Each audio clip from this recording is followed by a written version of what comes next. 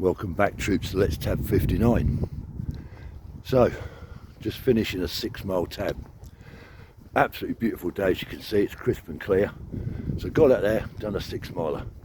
Just coming back home now, and we'll have a little chat again about Operation Banner, but this time slightly different. Spoke about Operation Banner before. I done a general one on it, and then I done one on kit and equipment. But today I want to talk about the PGF, that's the Prison Guard Force. So besides our normal duties out in Northern Ireland for the British Army, patrolling urban and rural areas, there was also a commitment for us to guard a couple of prisons out there, namely the MAZE prison, HMP MAZE. Just put this down here for a minute, but also HMP Belfast, better known as the Crumlin Road Jail in North Belfast, just on the Crumlin Road itself. So what was it all about?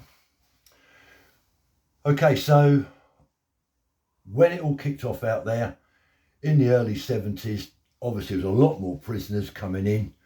They had internment, etc. before my time. They needed somewhere to house all these prisoners, and about 9 miles southwest of Belfast, not far from Lisbon, is the MAZE. Now there's a town there called the MAZE, but the MAZE was also an old airfield. It was called RAF Long Kesh at one time.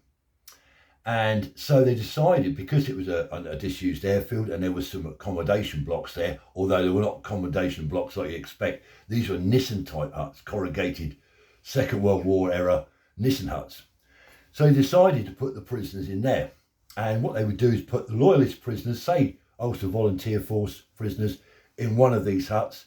And then separate in another hut, they would have nationalist prisoners, say Republicans, say like the Provisional IRA.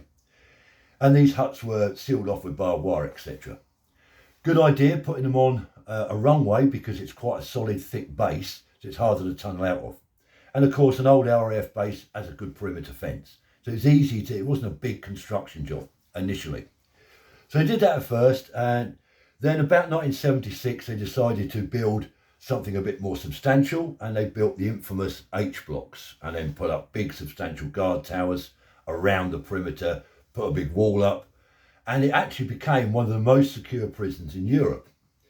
Although I say that, most secure prisons in Europe, there was a big escape in 83. About 38 prisoners escaped in one go using a meal delivery van, and took a hostage, etc., and got out. 38 of them. 19 of the 38 were captured quite quick, and the other 19 got away. So let's talk about guarding it. Well, we got there in early 84, around February. Now, the Prison Guard Force, the PGF for the MAZE and for the Crumlin, was normally done by non-infantry troops.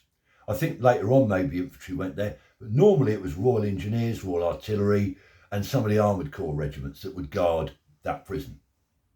And it was a company or squadron or battery level force that would do that. It wasn't a battalion task or regimental task. So our battery went out there, 156 Incoming Battery, in February 84.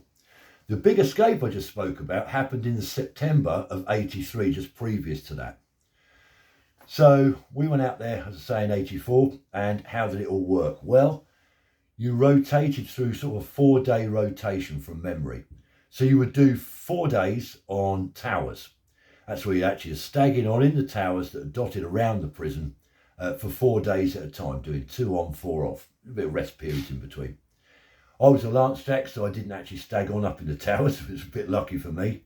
I was responsible as sort of a post NCO. I would drive them around in a Land Rovers and drop the guard off and change them over each tower around the perimeter, then come back. 2 hours later, go and do the same thing again. And that was rotation. So you've done 4 days of that. After that, you'd go on to, say, 4 days of gates and standby. So near the main gates for our entrance, there was 2 big steel gates where patrols would go in and out, and other vehicles, etc. That needed to be manned. There was 2 guys manning that, both armed, obviously. One actually physically opening the gate. I think there was a big wheel he had to turn to get the gates open. Another guy there with a rifle. Obviously a sanger just to the side of the gates, keeping an eye out in the local area. And then that was the gates, and the standby was in the guard room itself, the tally lodge. There'd be a QRF, standby unit, quick reaction force. Anything happened, they could be called out and run off and do whatever they had to do. After that, you had about 4 days on patrols. So patrols was foot patrols in the local area. I think we went into Lisbon in mobile patrols as well. And we done the Maze, the area of the Maze, an old race course up there. We used to go around that. Kilcavy, a little hamlet, and Hillsborough, which is quite famous. You must have heard of Hillsborough Castle. So we sort of foot patrolled that area and mobile patrolled around that area. We used to do every day when there was a shift, or every time there was a shift changeover for the prison officers, when they were coming into work and going off to work, we used to do a PO's confidence tasking.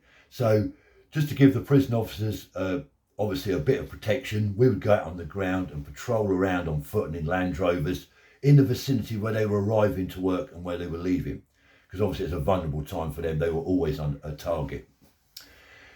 We didn't get involved in looking after the prisoners inside the prison at any time. That never happened. We never went into the prison itself. We were always on the perimeter, just looking after the outside security. So that was the taskings we had in HMP MAZE, Long Kesh.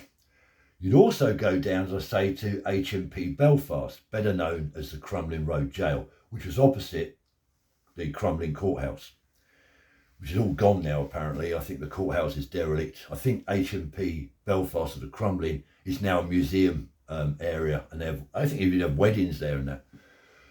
But it was a jail. It was an old Victorian jail back in the day, about 1840s. And it was used to house all normal prisoners as well as paramilitary prisoners. And it was the same sort of detail when you went down to guard that as it was the Maze. You went round posting guys up into the sangers, as I did, and then you had a QRF in the ops room ready to go if something kicked off. And I think I spoke, when I was doing my Sanger video, about Sanger 10, which is the one on the long arm that went out onto the corner of the street from HMP Belfast, from the Crumlin.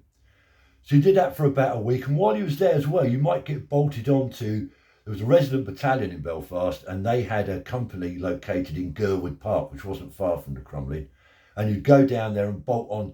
We didn't have our own patrols. I think we were slotted in as ones and twos amongst them, the infantry guys that were there at the time, and you'd go on patrol with those. I remember doing the Divis Flats, which is notorious. I'm sure there's lots of you veterans out there from Rock Banner that remember the Divis Flats in Belfast.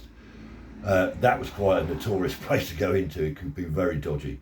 And sometimes you'd have to escort the RUC in there for various tasks. They couldn't go in on their own. They had to go in with army support. So that's a bit about the Crumlin Road. We also got bolted on to 11 UDR from time to time down at Portadown. And then you'd patrol out again, mobile or foot patrol, mainly mobile from memory, into places like Lurgan, the Kilwilkie estate, dodgy old area, and round that Portadown area. So that was sort of PGF stuff that we done. I could speak for a lot longer on it and bore you to death, but I just wanted to put that one out there. I'm sure there's some veterans out there that have served in the Maze prison and maybe even in the Crumlin Road, and remember going out on patrols with 11 UDR at Portadown. Great bunch of guys and girls, 11 UDR, but all the UDR were, but 11 UDR were very good. They looked after us well when we went down there. And we had some really good times with them. They had quite a good bar in their camp, actually. I remember having a few beers with them. Talking of which, facilities, there was nothing for the soldiers in Crumlin Road when I was there. I think there was a little chogie shop, maybe. You could get an egg banjo or something. But there was very, very little there. Cookhouse is down in sort of the basement area from memory. HMP MAZE is a little bit better. There was the Browse and Bite naffy there, and there was a bar there, and we did have a CS show with some strippers come out and a comedian, I believe. And I think once a week, and I can't remember what day of the week it was, there was a disco. Might not have been weekly, might have been fortnightly, I can't remember, but there was a disco there. And a coach would come in from Belfast or from Lisbon maybe, full of young ladies that wanted to come into the camp, and they'd come in a coach and come into the camp, like I say, and go into the naffy area where there was a bit of a disco going on and you could have a few beers. But apart from that, no, there wasn't really much to do in HP. And you didn't get a lot of time off anyway, to be honest. I remember getting one full day off and we had to do a BFT on it. So it wasn't a great deal to happen. But anyway, Is there anyone out there that remembers doing a tour of the maze or the Crumlin? I'd be interested to hear in the comments. Thank you for your support so far. I will keep the videos coming, and till the next time, troops, let's tap.